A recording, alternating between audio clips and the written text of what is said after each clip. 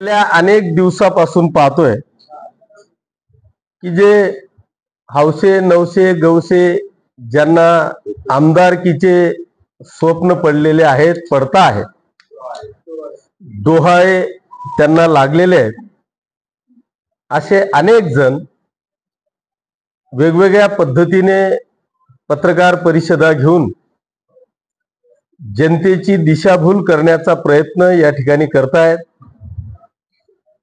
कोणी शेतकरी पुत्र व्हायची हौस करतोय, कोणी शेतकऱ्यांबद्दलचा कळवा दाखवायचा प्रयत्न करतायत, कोणी धचा माग दाखवायचा प्रयत्न करतोय. आणि म्हणून आज ही पत्रकार परिषद आपण या ठिकाणी घेतलेली आहे.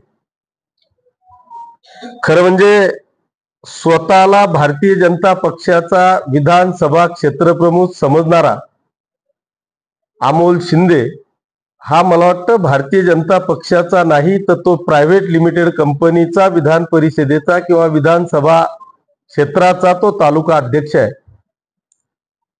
त्याच्या आजूबाजूला जर का आपण पाहिलं तर त्यांनी नेमलेली तेवढी जे private limited company Bharatiya Janata पक्षाची दिसते. तिथे कोणीही ऑथराईज असा भाजपचा पदाधिकारी दिसत नाही. आणि म्हणून तो नेमका जर भाजपचा असता तर महायुतीच्या विरोधात कदाचित त्यांनी पत्रकार परिषद घ्यायची हिम्मत केली नसती. पण मी त्याच्या प्रत्येक पत्रकार परिषदेमध्ये पाहिलंय की तो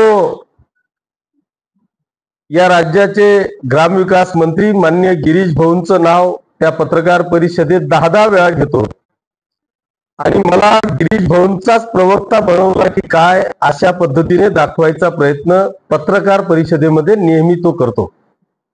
त्याच्यामुळे निश्चितपणे मी भारतीय जनता पक्षाचे नेते आणि या राज्याचे ग्रामविकास मंत्री माननीय गिरीश भाऊ यांना सांगणार आहे की माझ्यासह माझ्या तमाम शिवसैनिकांनी लोकसभेमध्ये अत्यंत प्रामाणिकपणे काम करून तब्बल 16,000चं मताधिक्य या मतदारसंघातून लोकसभेच्या उमेदवारांना मिळवून दिलं. जर आपण पाहिलं तर कानोसा घेतला. भारतीय जनता पक्षाच्या सगळ्या नेत्यांना देखील माहिती आहे की अमोल शिंदे आणि त्याच्या सर्व कंपनीनी स्मिताताई वाघ म्हणजेच भारतीय जनता पक्षाच्या लोकसभेच्या खासदार यांच्या विरोधात यांनी पूर्ण 2 महिने काम केलेलं आहे.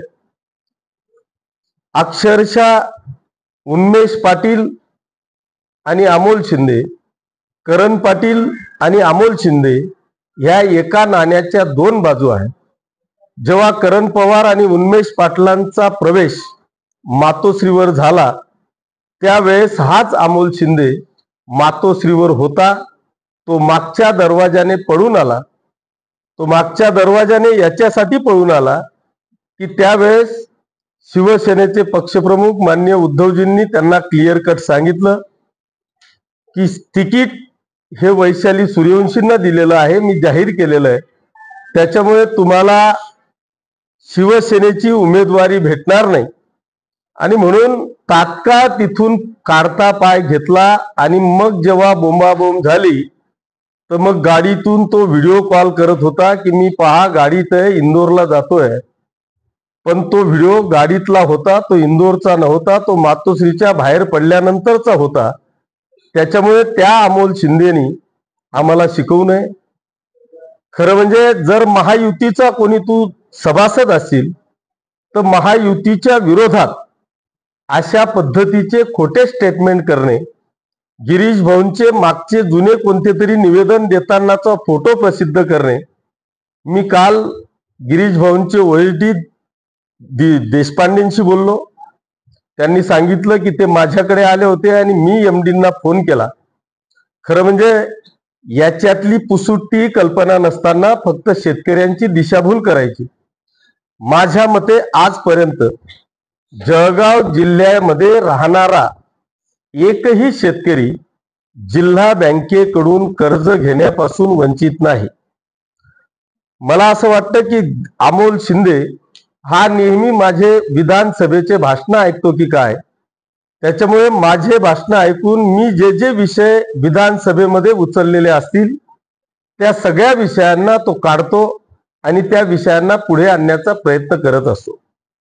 आपण जर पाहिलं तर मागच्या काळामध्ये मी विधानसभेमध्ये आवाज उचलला की जे तालुक्याच्या बाहेर किंवा मराठवाड्याच्या बॉर्डरवर असलेले जे गावं आहेत, ज्यांच्या शेती आहे, अशा शेतकऱ्यांना काही अतिवृष्टी झाली किंवा कुठल्या प्रकारचं शेतकऱ्यांचं नुकसान झालं तर त्याला मदत करायला खूप अडचण येते. हा विषय मी विधानसभेमध्ये मांडला.